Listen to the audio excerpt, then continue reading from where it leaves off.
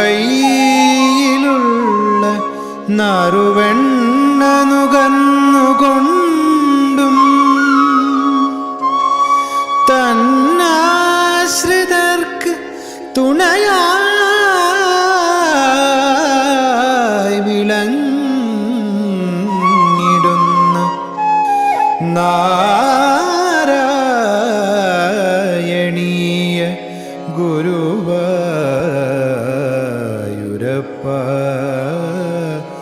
നമോ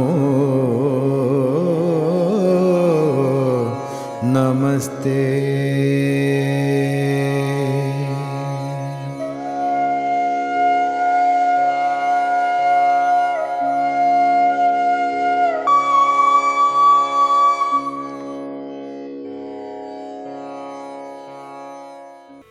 നാലാമത്തെ ശ്ലോകം വംശസ്ഥം വൃത്തത്തിലാണ്.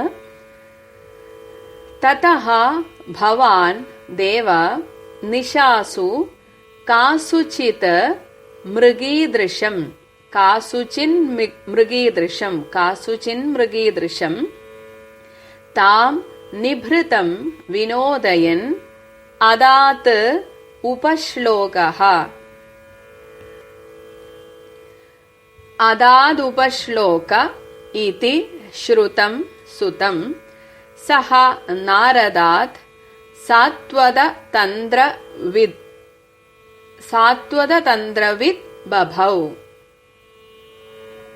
തതഃ അനന്തരം ദേവ അലയോ ഭഗവാനെ, ഭവാൻ അവിടുന്ന്, കാസുചിത് വീണ്ടും ചില രാത്രികളിൽ, കാസുചിത് നിശാസു വീണ്ടും ചില രാത്രികളിൽ, മൃഗീദൃശം നല്ല മാൻപേട കണ്ണുള്ള, താം അവളെ ആ സൈരന്ധ്രിയെ, നിഭൃതം വിനോദയൻ അവളെ ആവോളം രസിപ്പിക്കുകയുണ്ടായി.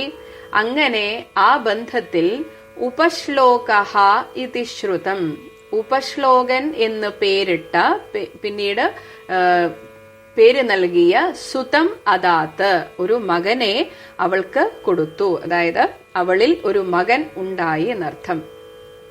ആ ഉപശ്ലോകൻ സഹ, ആ ഉപശ്ലോകൻ നാരദാത്ത് നാരദ മഹർഷിയിൽ നിന്ന്, സാത്വത തന്ത്രവിത് സാത്വത ശാസ്ത്രം പഠിച്ച്, ബഭൗ അങ്ങനെ പരമയോഗ്യനായിട്ട് തീർന്നു.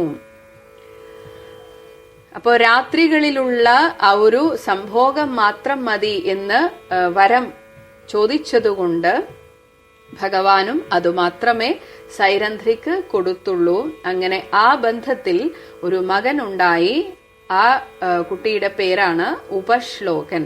ആ ഉപശ്ലോകൻ പിന്നീട് നാരദ മഹർഷിയിൽ നിന്ന് സാത്വത ശാസ്ത്രം പഠിച്ച് പരമ യോഗ്യനായിട്ട് തീർന്നു. ഈ സാത്വത തന്ത്രം എന്ന് പറയുന്നത് മഹാവിഷ്ണു തന്നെ ശാണ്ഡില്യ മഹർഷിക്ക് 5 രാത്രി കൊണ്ട് പഠിപ്പിച്ചു കൊടുത്ത അല്ലെങ്കിൽ ഉപദേശിച്ചു കൊടുത്ത ഒരു മന്ത്രമാണ്, അല്ലെങ്കിൽ തന്ത്രവിദ്യയാണ്. ഇതിനെ 5 രാത്രി കൊണ്ട് പഠിപ്പിച്ചത് കൊണ്ട് പാഞ്ചരാത്രം എന്നും വിളിക്കുന്നുണ്ട്. അപ്പം ഇത് കൂടുതലും ആ ഒരു താന്ത്രികമായിട്ടുള്ള ക്രിയകളുമായിട്ട് ബന്ധപ്പെട്ട ഒരു കാര്യമാണ്. ഇതാണ് ശ്രീ നാരദ മഹർഷിയിൽ നിന്ന് ഉപശ്ലോകൻ പഠിച്ചത് എന്ന് പറയാണ്. ശ്ലോകം 4. തതോ ഭവാൻ ദേവ നിശാസു കാസുചിത് മൃഗീദിശം താം നിഭൃതം വിനോദയൻ അദാദുപശ്ലോക ഇതി ശ്രുതം സുതം സ നാരദാത് സാത്വതതന്ത്രവിദ് ബഭൗ. ഹരിശരണം. എല്ലാ സജ്ജനങ്ങൾക്കും നമസ്കാരം. എല്ലാ ഗുരുജനങ്ങൾക്കും പിതൃജനങ്ങൾക്കും കുടുംബദേവതയ്ക്കും പരദേവതയ്ക്കും ഗ്രാമദേവതയ്ക്കും എല്ലാ ഈശ്വരശക്തികൾക്കും നമസ്കാരം. വളരെ രസകരമായൊരു ദശകത്തിൽ കൂടിയാണ് നമ്മൾ കടന്നു പോകുന്നത്. ദശകം 77, ശ്ലോകം 4. വളരെയധികം ചിന്തനീയമാണ്. കുബ്ജയുടെ മനോവിചാരങ്ങളും ഭഗവാന്റെ അനുഗ്രഹത്തിൻ്റെ വസ്തുതകളും വളരെ പ്രധാനപ്പെട്ടതാണത്. ഇവിടെ ശ്രദ്ധിക്കാനുള്ളത് എന്താണെന്ന് ചോദിച്ചു കഴിഞ്ഞാൽ, തതോ ഭവാൻ ദേവ നിശാസു കാസുചിൽ മൃഗീദൃശം താം നിവൃതം വിനോദേ. അതായത് കുബ്ജിക്ക് എല്ലാ തരത്തിലുള്ളതായ ആനന്ദം കൊടുത്തു. ആ ചോദിച്ച വരം അതേപടി കൊടുത്തുകൊണ്ട് പല രാത്രികളിലും കുബ്ജയുടെ കൂടെ ഭഗവാൻ കഴിച്ചുകൂട്ടി. ആ കുബ്ജ എന്നുള്ളതായ പരമ പ്രേമഭക്തിയായിരിക്കുന്ന ആ സുന്ദരിക്ക് വേണ്ടത്ര ആനന്ദം കൊടുത്തുകൊണ്ട് ആ വരം അവിടെ സാക്ഷാത്കരിക്കുകയാണ് ഭഗവാൻ. അങ്ങനെ വിനോദം എന്നാണ് പറഞ്ഞേക്കുന്നത്. അതിലൊരു തരത്തിലുള്ള ഗൗരവമായ ഭാവവും കാണുന്നില്ല, ആനന്ദിപ്പിച്ചുകൊണ്ടാണ്. ആ ആനന്ദത്തിൻ്റെ പരിണിതഫലമായിട്ട് എന്തുണ്ടായി എന്നാണെങ്കിൽ അതും കൂടി നമ്മൾ ശ്രദ്ധിക്കേണ്ടതാണ്. അതായത് കൃഷ്ണാവതാരത്തിൽ നിന്ന് പറയാം, ആദ്യത്തെ ശ്രീകൃഷ്ണപുത്രനെ പ്രസവിക്കാനുള്ളതായ യോഗം ഉണ്ടായത് കുബ്ജയ്ക്കാണ് എന്നുള്ളതും കൂടി ഒരു പ്രത്യേകതയാണ്. ആ ഒരു പുത്രൻ്റെ പേരാണ് ഉപശ്ലോകൻ എന്ന് പറയുന്നത്.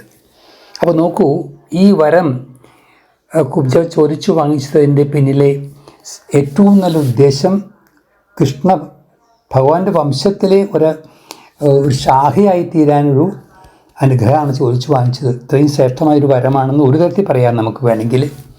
ഏതായാലും ഈ ഉപശ്ലോകം എന്ന് പറയുന്നതായ മകൻ്റെ ഗുരു സാക്ഷാൽ നാരദ മഹർഷിയായിരുന്നു.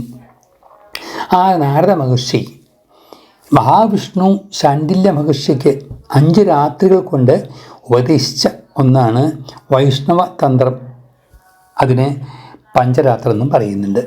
5 രാത്രി കൊണ്ട് അഭിഗമനം, ഉപാദാനം, യജ്ഞ, സ്വാധ്യായം, യോഗം എന്നിങ്ങനെ 5 വിഷയങ്ങളെക്കുറിച്ചിട്ടുള്ളതായാണ് ചില കാര്യങ്ങളാണ് അതിൽ പ്രതിപാദിക്കുന്നത്.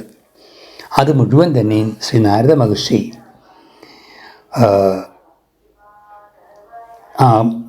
പഞ്ചരാത്രം അല്ലെങ്കിൽ ആ വൈഷ്ണവതന്ത്രം ഉപശ്ലോകന് പറഞ്ഞു കൊടുത്തു. അങ്ങനെ ആ ഉപശ്ലോകൻ അതീവ പണ്ഡിതനും ഭക്തനും ആയിത്തീർന്നു. അമ്മയുടെ ആഗ്രഹപ്രകാരം തന്നെ എന്ന് പറയാം. അങ്ങനെ ആ ഉപശ്ലോകൻ ലോകപ്രസിദ്ധനായ പണ്ഡിതനായി തീർന്നു എന്നുള്ളതും വളരെ പ്രധാനമാണ്. അപ്പോൾ ഇതൊക്കെ ഭഗവാൻ കുബ്ജയുടെ ഹൃദയത്തിൽ ഇരുന്നു കൊണ്ട് തന്നെ ഇതൊക്കെ ചെയ്യിച്ചതായിട്ട് നമുക്ക് തോന്നും.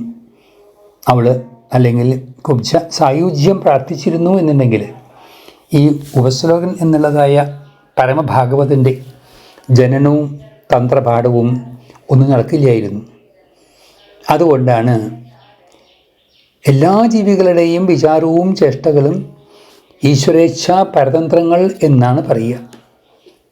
അക്രൂരയേശ ഭഗവൻ ഭവതിച്ചയൈവ എന്ന് 80-ാം ദശകത്തിൽ പറയുന്നുണ്ട്.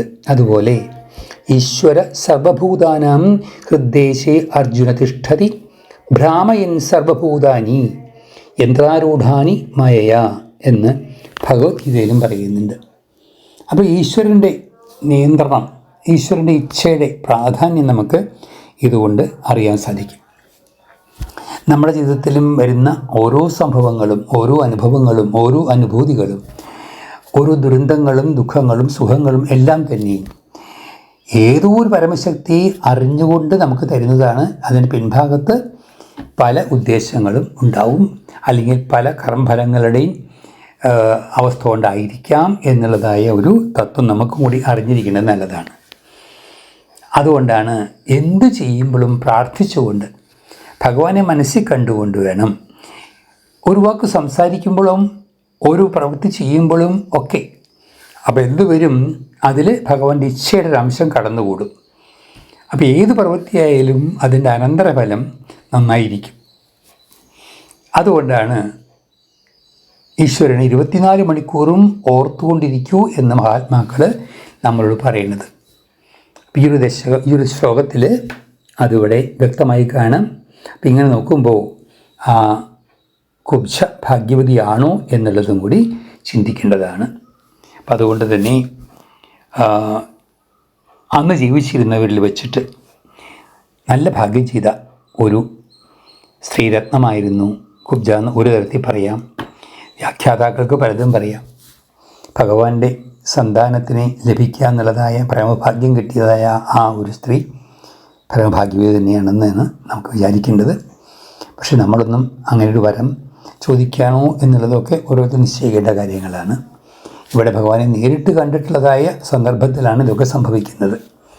ഇതൊക്കെ ഓർത്ത് എല്ലാവരും ഭഗവാനെ സ്മരിച്ചുകൊണ്ട് വാക്കുകൾ ഉച്ചരിക്കുമ്പോഴും പ്രവൃത്തികൾ ചെയ്യുമ്പോഴും ഒക്കെ അത് നന്മയിലേക്ക് നയിക്കണേ എന്ന് പ്രാർത്ഥിച്ചുകൊണ്ട് ചെയ്താൽ നന്നായിരിക്കും. ഹരിശരണം, ഹരിശരണം.